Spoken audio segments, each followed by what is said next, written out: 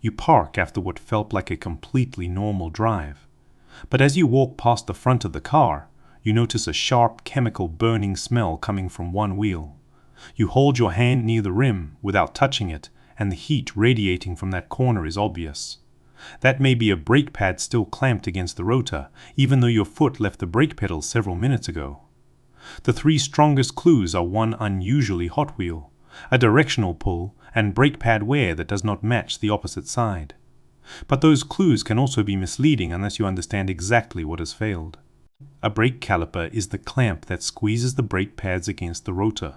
The rotor is the metal disc that spins with the wheel. When you press the brake pedal, hydraulic pressure travels through the brake fluid and pushes a piston out of the caliper. That piston presses the brake pad against the rotor. Most everyday vehicles use what is called a floating caliper. Floating means the caliper body must slide sideways on two lubricated guide pins. The piston applies the inner pad first. Then the caliper slides in the opposite direction and pulls the outer pad against the other side of the rotor. Both pads must move correctly for the brake to apply evenly. Releasing the pedal does not pull the pads far away from the rotor. Instead, hydraulic pressure drops. A square-cut piston seal relaxes and helps the piston move back by a tiny amount. The term square cut describes the shape of the rubber seal inside the caliper. As the piston moves outward, the seal flexes slightly. When pressure disappears, the seal tries to return to its original shape and gently pulls the piston back. The pads remain extremely close to the rotor, but they should no longer squeeze it with meaningful force. A sticking caliper develops when the piston, guide pins, brake pads, or hydraulic pressure prevent that small release movement from happening normally. There are several places where that movement can fail. The guide pins may become corroded, contaminated, or dry after their lubricant deteriorates. A torn protective boot can allow water and road dirt into the guide pin bore. The caliper then struggles to slide sideways. The piston can also bind inside the caliper.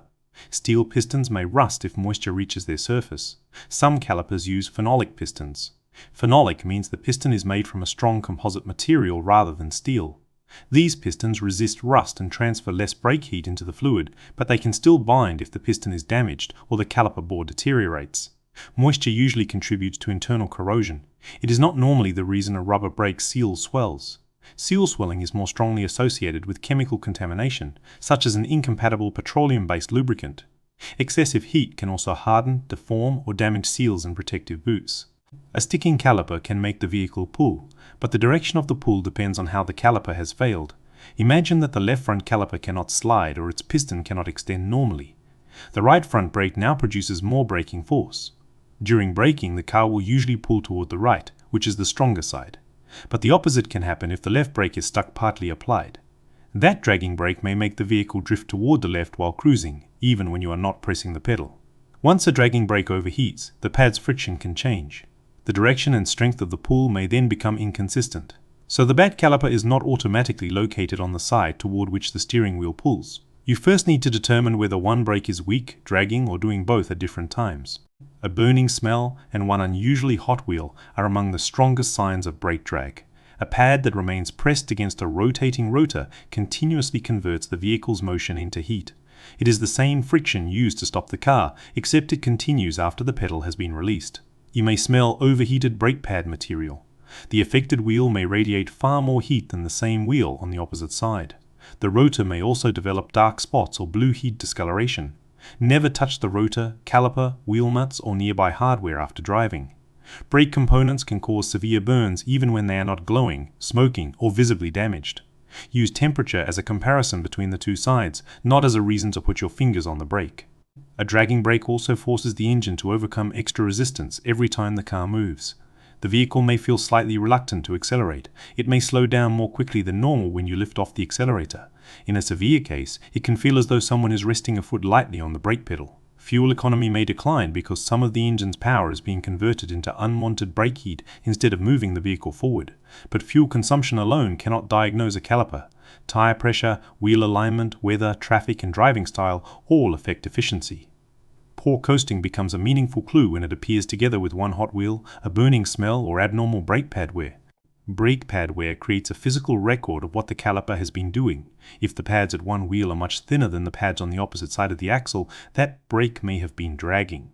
On a floating caliper, a seized guide pin often creates a major difference between the inner and outer pad because the caliper cannot center itself correctly.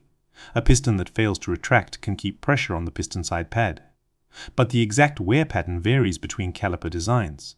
Inner pad wear or outer pad wear should be treated as a diagnostic clue, not a universal rule. All 4 pads on the axle should be compared.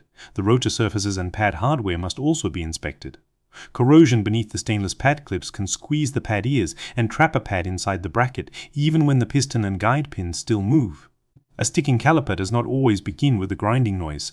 Constant light contact can overheat and glaze a brake pad. Glazing means the friction surface becomes hard, smooth, and polished from heat.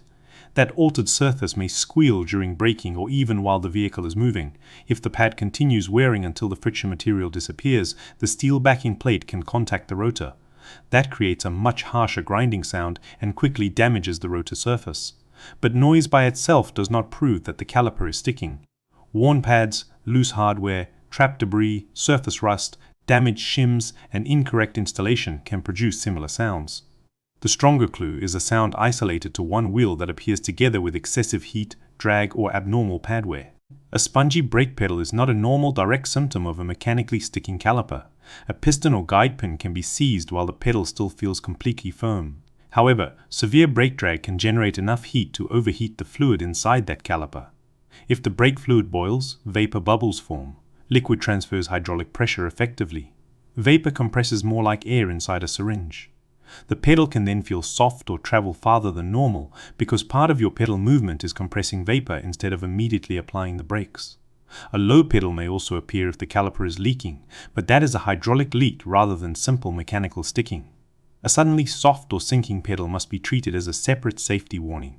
Air in the system, fluid loss, a failing master cylinder, flexible hose problems, and other hydraulic faults must also be considered. One common look-alike is the problem drivers often call a warped rotor. Many brake vibrations are actually caused by lateral runout or disc thickness variation. Lateral runout means the rotor moves slightly from side to side as it rotates. Imagine a dinner plate wobbling slightly on a table. Disc thickness variation means some areas of the rotor are slightly thicker than others. Each thicker section pushes the pads and caliper piston back as it passes through the brake. These conditions usually create rhythmic pedal pulsation or steering wheel vibration during braking. The vibration frequency changes with wheel speed.